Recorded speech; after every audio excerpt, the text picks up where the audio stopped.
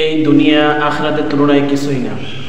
এই দুনিয়া আখিরাতের তুলনায় কিছুই না, এটা যদি আপনার মনে হয় তাহলে আপনি কিছু করলেই রেগে যাবেন।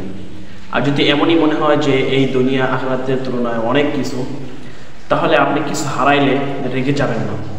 তার কারণ দুনিয়ার পৃথিবীর মানুষের সিস্টেমটা হচ্ছে এমনই যে দুনিয়াটাকে যদি বড় করে মনে করা হয় তাহলে মানুষ দুনিয়াতে কিছু হারাই ফেললেই সে রেগে যাবে। আর যদি দুনিয়াটাকে যদি ছোট করে মনে করা হয় তাহলে সে কিছু হারাইলে রেগে যাবে না। এই জন্য বলা হয় এই দুনিয়া কিছুই না।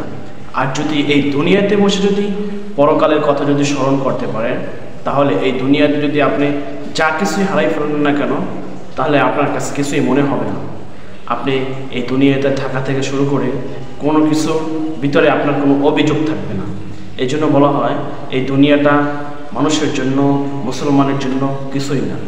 এই জন্য দুনিয়াটা আপনি ক্ষণস্থায়ীভাবে ভাবতে পারেন, কিন্তু এই ক্ষণস্থায়ী থেকে আপনার কিছু অর্জন করে নিতে হবে পরকালের জন্য।